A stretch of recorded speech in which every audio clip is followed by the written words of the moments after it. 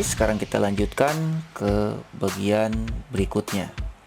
Setelah source power, power up, power distribution, reset, dan clock ini selesai terlaksanakan, ini berarti tahapan ini masih tahapan di luar SOC, begitu. Berarti ini melibatkannya antara bagian IC charging, kemudian PMU, clock. Nah, sedangkan untuk boot ROM dan SRAM, blok ini berada di dalam SOC-nya itu sendiri, begitu. Letaknya persis di sini. Di sini ada boot ROM dan di sini ada SRAM. Boot ROM ini adalah storage atau media penyimpanan, sama halnya seperti IC flash, namun dia berukuran yang sangat kecil. Data-data program di dalamnya atau boot code-nya ini dia sudah tertanam secara permanen, sudah tertuliskan oleh pabrikan SOC-nya itu sendiri. Kita tidak dapat melakukan read, write, apalagi memodifikasinya, begitu. Kemudian di dalam SOC pun ini telah disediakan internal SRAM. Yang namanya RAM pasti ada di setiap prosesor, karena ketika prosesor ini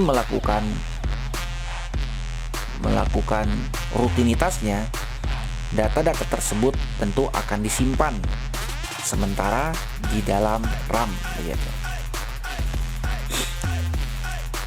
Yang akan saya jelaskan saat ini adalah apa peran dari boot ROM dan SRAM ini.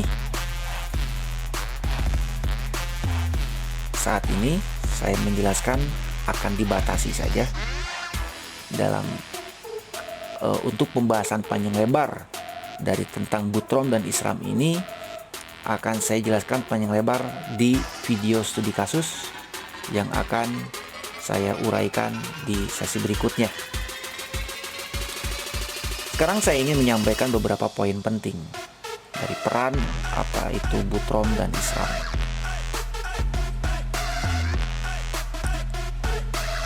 Ketika proses distribusi, reset, dan clock itu telah terpenuhi, dan proses reset itu adalah proses di mana prosesor ini dia akan melakukan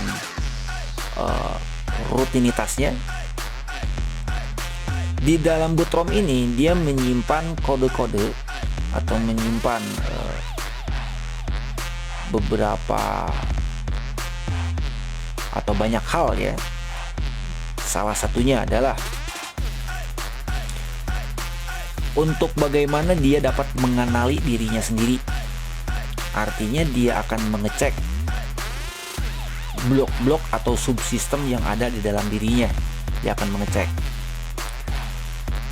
Kemudian yang kedua, dia akan membuka protokolnya, yaitu membuka bagian USB-nya, protokol USB and UART. Terutama dia akan mengaktifkan pada bagian consign debug facility.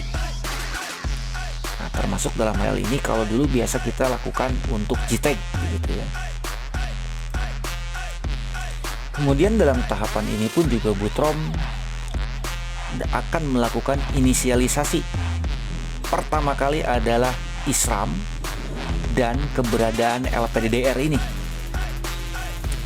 LPDDR utama yang eksternal ya, bukan yang di SRAM.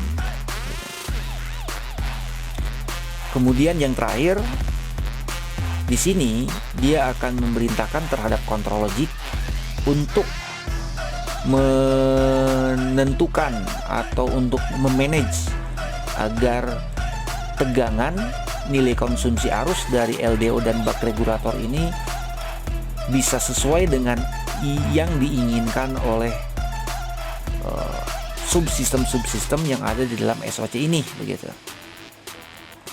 Nah, maka boot ROM ini adalah tahapan awal di mana proses booting itu terjadi begitu. Nah, mengenai hal ini saya menyebutnya sebagai bootloader stage 1 gitu. Nah, hal ini sama juga sebetulnya di Intel, ini sama persis.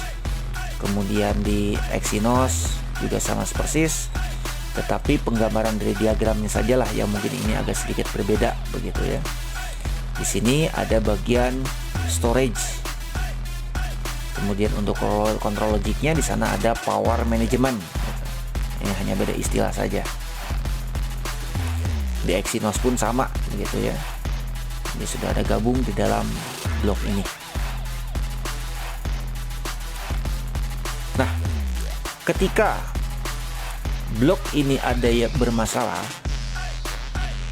tentu kita tidak dapat melakukan pemrograman, tidak dapat memperbaiki data-data yang terkandung di dalamnya, karena ini hanya pabrik saja yang dapat melakukannya. Ciri-ciri ketika boot ROM dan ISRAM ini bermasalah adalah nilai konsumsi arusnya hampir mendekati terhadap nilai yang ideal, namun handphone tersebut apabila kita hubungkan ke USB, dia tidak dapat mendeteksi keberadaan USB ini. Di device manager tidak terdeteksi sama sekali. Seperti yang telah dijelaskan di bab atau di sesi pertama yang telah saya uraikan tadi.